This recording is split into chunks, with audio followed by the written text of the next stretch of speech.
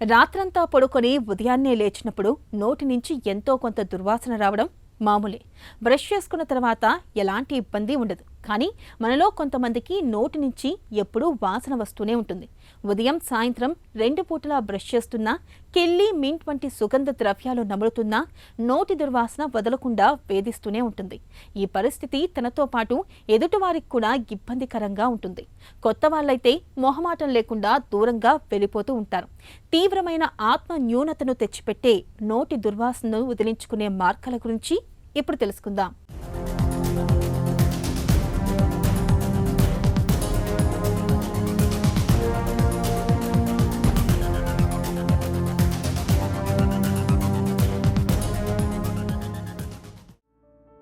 మట్టి వాసన, మల్లెపూల పరిమళం, అత్తరు సుగంధం ఇవి వెదజల్లే సువాసనలు మనసుల్ని మత్తెక్కిస్తాయి, మనుషుల్ని దగ్గర చేస్తాయి. అదే చెడు వాసన అందర్నీ దూరం జరిగేలా చేస్తాయి. నోటి దుర్వాసన ఈ కోవలోకే వస్తుంది. నోరంతా వాసన రావటం మనలో చాలామందికి అనుభవమే. ఘాటైన పదార్థాలు తిన్నప్పుడు నోరు వాసన రావటం, ఆపై బ్రష్ చేసుకోగానే ఆ వాసన వదిలిపోవటం మనకు తెలిసిందే. అయితే కొంతమందికి 2 పూటలా బ్రష్ చేస్తున్నా నోటి కంపు వదిలిపోనంటూ మొండిగా మారి వేధిస్తూ ఉంటుంది. ఫలితంగా 10 మందితో కలవటానికి, వారితో మాట్లాడటానికి ఎంతో ఇబ్బందిగా ఉంటుంది. దగ్గరకు వెళ్ళి మాట్లాడటానికి ప్రయత్నిస్తున్న కొద్దీ ముఖం చిట్లించుకుంటూ దూరం జరిగిపోతూ ఉంటారు. సాధారణంగా ధూమపానం, మద్యపానం, గుట్కా, తంబాకు, ఒక్కపొడి లాంటి అలవాట్లున్న వారిలో నోటి దుర్వాసన ఎక్కువగా చూస్తూ ఉంటాం. కానీ కొంతమందిలో ఎలాంటి అలవాట్లు లేకున్నా ఈ సమస్య కనిపిస్తూ ఉంటుంది. ఇందుకు సరైన నోటి శుభ్రత పాటించకపోవటం మొదలుకొని కడుపులో జీర్ణ వ్యవస్థ పనితీరు సరిగా లేకపోవటం వరకు చాలా కారణాలే కనిపిస్తాయని చెబుతారు నిపుణులు. నోటి దుర్వాసన అంటే మన నోట్లో నుంచి ఒక రకమైన చెడు వాసన రావటము. సో దాన్నే నోటి దుర్వాసన అంటాము, లేదా హాలిటోసిస్ అని అంటాము, బ్యాడ్ బ్రెత్ అని కూడా అంటాము. ఈ నోటి దుర్వాసన అనేది యూజువల్గా ఏంటంటే మామూలుగా ఏదన్నా నోట్లో కొన్ని స్పైసెస్ తింటే వస్తూ ఉంటుంది. అంటే ఆనియన్స్ కానీ గార్లిక్ కానీ తింటే నోట్లో నుంచి ఒక రకమైన దుర్వాసన వస్తూ ఉంటుంది. But for the sum time వాళ్ళు ఎక్కువసేపు ఉండదు. సో అలా కాకుండా ఇంకా కంటిన్యూ అయితే కనుక అప్పుడు మీ నోట్లో వచ్చే దుర్వాసన కింద లెక్క.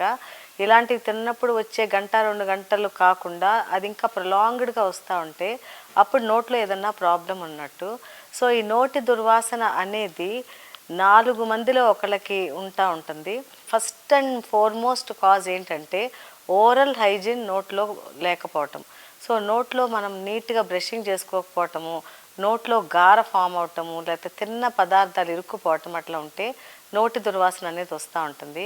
సో ఈ ఓరల్ హైజీన్ అంటే ఇంప్రాపర్ బ్రషింగ్, లేదా క్యావిటీస్ ఉన్నప్పుడు కూడా నోటి దుర్వాసన ఉంటుంది. ఇన్ బిట్వీన్ టీత్ క్యావిటీస్ ఉన్నప్పుడు కూడా ఆ ఇన్ బిట్వీన్ టీత్ ఫుడ్ అనేది ఇరుక్కుపోయి ఉంటుంది. సో మనం ఇవాళ తిన్న ఫుడ్ ఆ ఇన్ బిట్వీన్ టీత్ ఉండిపోయి 24 hours, 42 hours, లేకపోతే 72 hours అట్లా వదిలేస్తే ఆ ఫుడ్ ఎంత ప్యూట్రిఫై, ఎటువంటి నోటి దుర్వాసన వస్తుందో మీరే ఒకసారి ఇమాజిన్ చేసుకోండి. సో ఎప్పుడైనా మనం తిన్న ఫుడ్ పళ్ళల్లో ఉండిపోతే, నోట్లో ఉండిపోతే వచ్చేది నోటి దుర్వాసన. దాని నుంచి మెనీ బ్యాక్టీరియా మల్టిప్లై అయ్యి అక్కడ డిపాజిట్ అవుతుంది. ఆ బ్యాక్టీరియా నుంచి ఇంకా ఆ ఫుడ్ మ్యాటర్ని డిగ్రేడ్ చేసి ఇంకా ఎక్కువ వాసన వస్తూ ఉంటుంది. సో అది క్యావిటీస్ వల్ల కానీ, లేదా ప్రాపర్గా క్లీన్ చేసుకోకపోతే క్యాలిక్యులస్ వల్ల కానీ, ప్లాక్ వల్ల కానీ కూడా నోటి దుర్వాసన వస్తుంటుంది. నోటి దుర్వాసనకు ప్రధాన కారణం సరైన నోటి శుభ్రత పాటించకపోవటమే. మన నోట్లో 500కు పైగా బ్యాక్టీరియా కారకాలు ఉంటాయని అంచనా. వీటిలో చాలా వరకు వాసనను పుట్టించేవే.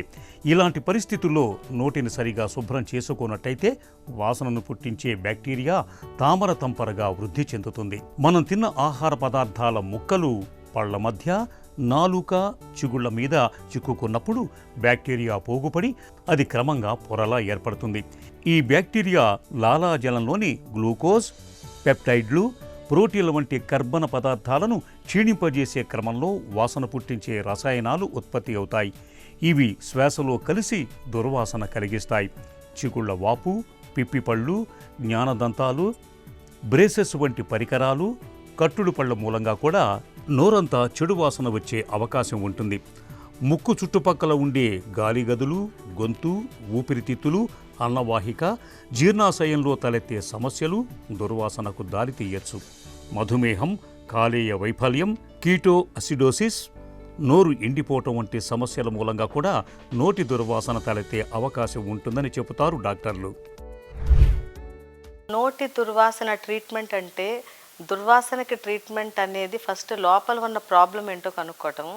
అది జస్ట్ మన నోట్లో కనపడే క్యాలిక్యులస్ కానీ లేదా హైజీన్ మెయింటైన్ చేయకపోవటం వల్ల కానీ లేదా క్యావిటీస్ వల్ల కానీ దుర్వాసన ఉంటే దంతవైద్యుడు ఇమీడియట్గా డయాగ్నోస్ చేసి ఏమన్నా పళ్ళల్లో క్యావిటీస్ ఉంటే ఫిల్లింగ్స్ చేస్తారు. ఇన్ బిట్వీన్ టీత్ క్యావిటీస్ ఉంటే వాటిని ఫిల్ చేసి ఫుడ్ డిపాజిషన్ అక్కడ లేకుండా చూస్తారు. తర్వాత క్యాలిక్యులస్ గార్ అనేది ఉంటే కనుక కంప్లీట్గా క్లీన్ చేసి తర్వాత చిగుళ్ళ కింద గారున్నా కూడా మొత్తం క్లీన్ చేస్తాము. సో ఇట్లా కంప్లీట్ ఓరల్ హైజీన్ అంతా చేసి కంప్లీట్ ఓరల్ ప్రొఫిలాక్సిస్ చేసినా కూడా నోటి దుర్వాసన వస్తే అప్పుడు ఇంకా మిగతా టెస్టులన్నీ చేస్తాము. అంటే వాడికి డయాబెటీస్ ఉందా, లేకపోతే ఏమన్నా బీపీ మెడికేషన్స్ తీసుకుంటున్నారా, లేకపోతే ఏమన్నా ఈ జీఈఆర్డీలు ఉన్నాయా, టాన్సిలైటిస్ ప్రాబ్లం ఉందా, లంగ్ ఇన్ఫెక్షన్స్ ఉన్నాయి, ఇవన్నీ చూసుకుని ఒకవేళ ఏమన్నా కనుక మనకు తెలిస్తే అప్పుడు ప్రాపర్గా ఫిజిషియన్ని కన్సల్ట్ చేసి వాళ్ళతో ట్రీట్మెంట్ ఇప్పించి తర్వాత ఓరల్ హైజీన్ అది దంతవైద్యులు మెయింటైన్ చేస్తుంటారు. సో ఫస్ట్ అనేది ప్రాపర్ డయాగ్నోసిస్ ఇంపార్టెంట్. చాలామంది పేషెంట్స్ ఏం చేస్తారంటే దుర్వాసన ఉన్నప్పుడు మౌత్ వాష్లు అనేది వాడుతూ ఉంటారు. సో వాళ్ళు వాడే మౌత్ వాష్లు ఆల్కహాల్ కంటెంట్ ఎక్కువ ఉండి వాళ్ళ దుర్వాసన ఇంకా ఇంకా పెరుగుతూ ఉంటుంది. చిగుళ్ళన్నీ వాచి గమ్స్ అన్నీ కూడా ఇబ్బందిగా ఉంటాయి. మ్యూకోజా అంతా కూడా ఇరోడ్ అయిపోతూ ఉంటుంది. సో నోటి దుర్వాసన ఫస్ట్ ట్రీట్మెంట్ తీసుకోవాలి, తర్వాత మీరు అట్లాంటి మౌత్ వాష్లు అనేది వాడాలి. నోటి దుర్వాసనకు కారణాన్ని గుర్తిస్తే చికిత్స తేలికవుతుంది. చాలా వరకు దీని మూలం నోట్లోనే ఉంటుంది. కాబట్టి నోటిని శుభ్రంగా ఉంచుకోవటం చాలా కీలకం. రోజు ఉదయం నిద్రలేచాక రాత్రి పడుకోబోయే ముందు బ్రష్తో పళ్ళని తోముకోవాలి. ప్రతి 2-3 నెలలకోసారి బ్రష్ను మార్చాలి. సన్నటి దారంతో దంతాల మధ్య శుభ్రం చేసుకోవటం మేలు. తరచూ డాక్టర్ను సంప్రదించి పళ్లను, చిగుళ్లను శుభ్రం చేయించుకోవాలి. కట్టుడు పళ్ళు, బ్రిడ్జులు, మౌత్ గార్డ్ అమర్చుకునేవారు రోజు వాటిని శుభ్రం చేసుకోవాలి. మద్యం, పొగాకు నోరు ఎండిపోయేలా చేస్తాయి. కాబట్టి వీటిని మానేయాలి. ఒకవేళ దీర్ఘకాలంగా నోరు ఎండిపోతూ ఉంటే లాలాజలాన్ని ఉత్పత్తి చేసే మందుల్ని డాక్టర్ సలహా మేరకు వాడుకోవాలి. నోరు ఎండిపోవటం, చిగుళ్ల వాపు వంటి సమస్యలుంటే తగు చికిత్స తీసుకోవాలి. మధుమేహులు గ్లూకోజును నియంత్రణలో ఉంచుకోవాలి. శ్వాసకోశ ఇన్ఫెక్షన్లు, జీర్ణకోశ సమస్యలు, కాలేయ జబ్బు, కిడ్నీ వైఫల్యం వంటి సమస్యలతో దుర్వాసన వస్తుంటే ఆయా జబ్బులకు విధిగా చికిత్స తీసుకోవాలి. ఫస్ట్ ఏంటంటే మీరు దంతవైద్యుని ఎవ్రీ 6 months సంప్రదించండి. చాలామంది పేషెంట్స్కి దుర్వాసన ఉన్నట్టు తెలియదు. సో మీకు ఉన్నట్టు అనిపిది కానీ ఎదుటి వాళ్ళు ఇబ్బంది పడుతూ ఉంటారు. అది మీకు దంతవైద్యుడు డెఫినెట్గా చూసి డయాగ్నోస్ చేస్తారు. తర్వాత మీరు ట్వైస్ కంపల్సరీ బ్రష్ చేసుకోవాలి. ఏది తిన్నా కూడా అది టీత్ మీద డిపాజిట్ అవ్వకుండా చూసుకోండి. గమ్స్లో కానీ టీత్ మీద కానీ ఉంటే దాన్ని నీట్గా క్లీన్ చేసుకోండి. ట్వైస్ బ్రషింగ్ చేసుకోండి. బ్రష్ అనేది ఎవ్రీ 3 monthsకి చేంజ్ చేయండి. బ్రష్ ఎప్పుడు యాంగులర్గా పెట్టుకుని మీరు బ్రషింగ్ చేసుకోండి. కంప్లీట్ టీత్ అంతా బ్రష్ చేసినాక టంగ్ కూడా లోపల దాకా టంగ్ స్క్రేప్ చేయాలి. టంగ్ క్లీనర్ అనేది వాడాలి. ఈ 2 చేసినాక గమ్స్ మసాజ్ అనేది చేయాలి. ఈ గమ్ మసాజ్ అనేది మనం ఫింగర్తో పైన గమ్స్ కిందకి, కింద గమ్స్ పైకి మసాజ్ చేయాలి. ఈ 3 చేస్తేనే కంప్లీట్ క్లీనింగ్ అయినట్టు. చాలామంది మేము బ్రష్ చేసుకుని వచ్చేసాము అని చెప్తూ ఉంటారు. బట్ బ్రషింగ్ ఒక్కటే కాదు, బ్రషింగ్తో పాటు టంగ్ క్లీనింగ్, తర్వాత గమ్ మసాజ్ ఇవన్నీ చేస్తేనే క్లీనింగ్ అయినట్టు.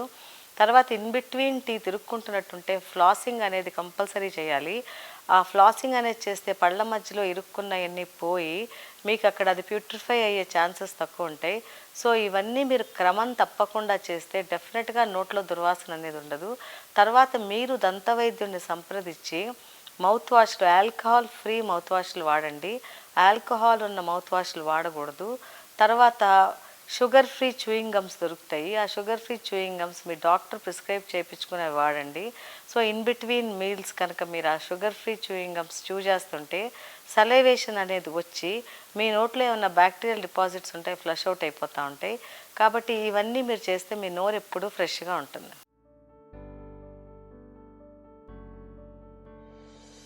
నోటి దుర్వాసనతో బాధపడుతున్నప్పుడు కొన్ని జాగ్రత్తలు తీసుకుంటే మంచి ఫలితం ఉంటుంది. పెరుగులో ప్రోబయోటిక్స్ అధికంగా ఉంటాయి. నిత్యం పెరుగును తీసుకోవటం వల్ల నోటి దుర్వాసన క్రమంగా తగ్గే అవకాశం ఉంటుంది. అలాగే గ్రీన్ టీ తాగటం వల్ల కూడా మంచి ఫలితం ఉంటుంది. గ్రీన్ టీలో ఉండే యాంటీ ఆక్సిడెంట్లు నోటిలోని క్రిములను నాశనం చేసి దుర్వాసన తగ్గేలా చేస్తాయి. రోజువారీ ఆహారంలో క్యాప్సికం, బ్రొకోలీలను తరచుగా తీసుకోవటం మేలు. వీటిలో ఉండే విటమిన్ సి క్రిములను చంపేస్తుంది. దీంతో నోరు దుర్వాసన రాకుండా ఉంటుంది. విటమిన్ సి ఎక్కువగా లభించే నారింజ, కివి, స్ట్రాబెర్రీ, పైనాపిల్ వంటి పండ్లు నోటి దుర్వాసనను తగ్గించటంలో తోడ్పడతాయి. నిమ్మజాతి పండ్లను తీసుకోవటం వల్ల చిగుళ్ళు, దంతాలు కూడా దృఢంగా మారతాయి. భోజనం చేశాక 1-2 లవంగాలను నోట్లో వేసుకొని చప్పరించటం, సోంపు తినటం, 1-2 పుదీనా లేదా తులసి ఆకులను అలాగే పచ్చిగా నమలటం వల్ల కూడా నోటి దుర్వాసన తగ్గే అవకాశం ఉంటుంది. ఎన్ని జాగ్రత్తలు తీసుకున్నా నోటి దుర్వాసన తగ్గనప్పుడు ఆలస్యం చేయకుండా డాక్టర్ల పర్యవేక్షణలో చికిత్స తీసుకోవాలి.